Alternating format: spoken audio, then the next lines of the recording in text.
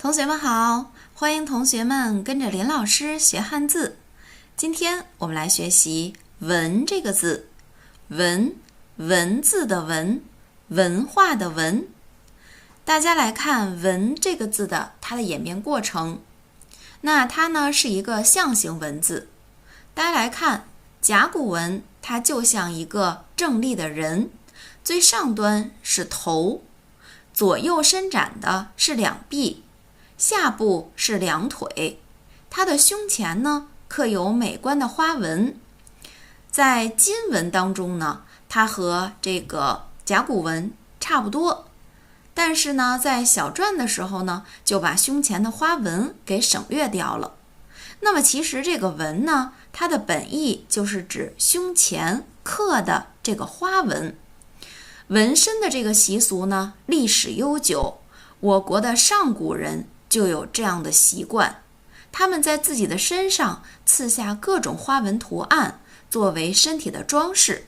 其实呢，更多的时候，那个就是本部落的一个图腾。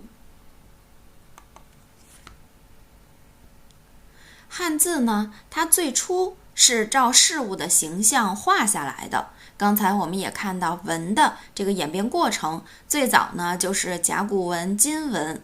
那我们一直说的这个甲骨文、金文，文字的文就是这个文。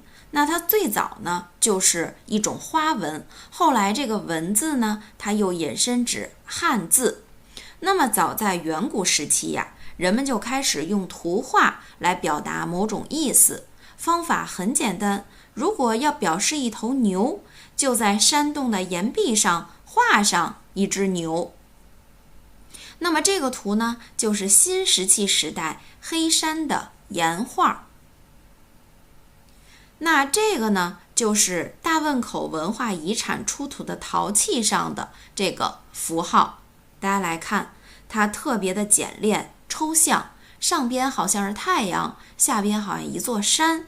其实呢，这个字它就是最早期的这个文字，很可能表示元旦的旦，上边是一个日，下边一横的那个元旦的旦，这个呢就是最早的文字。来读一读：甲骨文、金文、文字。那我们来看这幅图呢，这个就是商代的甲骨文。那么这个商代的甲骨文啊，它已经是比较成熟的文字了。写满字的这个甲骨也是商代的重要的文献。所以来读一读这两个词：文章、文章、文献、文献。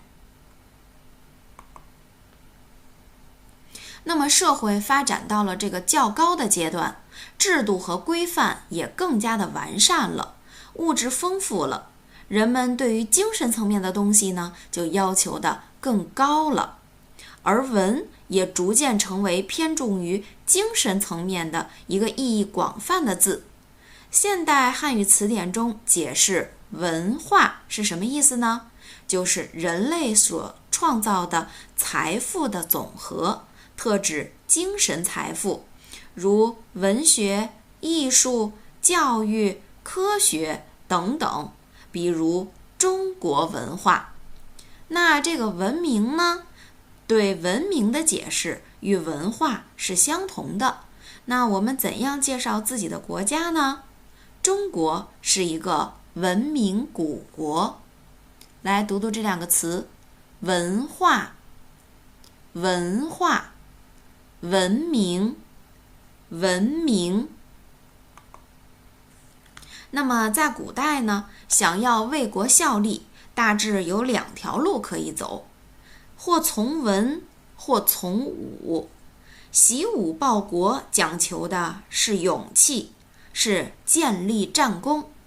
那么文呢，是相对于武而言的，是指非军事的。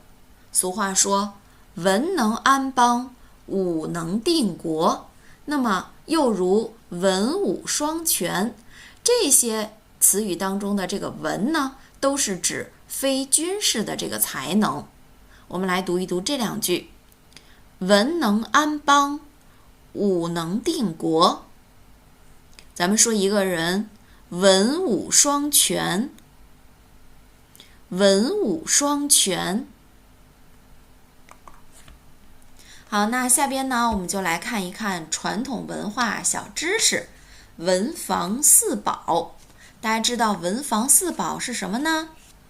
文房四宝指的就是笔、墨、纸、砚。那么这个笔呢，就是毛笔。最早的毛笔呀，大约可追溯到2000多年前。湖北省随州市出土的是这个毛笔呢，是发现的最早的春秋时期的这个毛笔。那这个呢，就是墨。墨呢，是古代书写必不可缺的一个用品。这就是纸。纸可了不起了啊！纸是中国古代4大发明之一，为知识文化的传播立下了着重的这个功勋。没有发明纸以前，大家知道怎么来记录这些文字的呢？是在龟甲、青铜、竹片、木片、珍贵的丝质制品等等。但是这些呀都不太理想。直到东汉时期，蔡伦他成功的制造出了既轻便又经济的这个纸张，所以蔡伦的造纸术是古代4大发明之一。最后我们来看一看这个砚，又称砚台，它就是在写字绘画时注水研墨、铺笔填墨之用这个就是古代的这个砚。那我们再来看一看我们的文房四宝指的是什么呢？笔、墨、纸、砚。最后我们来看一看文的写法，非常的简单，一共有4笔。上边一个点，上半格写一个横，在横的2/3处，那么在这起笔，长长的写一个撇，出个撇尖，然后和横不挨着，那写一个捺，穿过撇，出一个捺角，写伸展，这个字就会写得非常非常漂亮了。大家来看，像不像是在跳舞呢？非常伸展的一个字，很好看。好了，下边就请同学们自己拿出铅笔，拿出填格本，自己来写一写，练一练吧。好了，同学们，今天我们的课就上到这里啦，同学们，再见。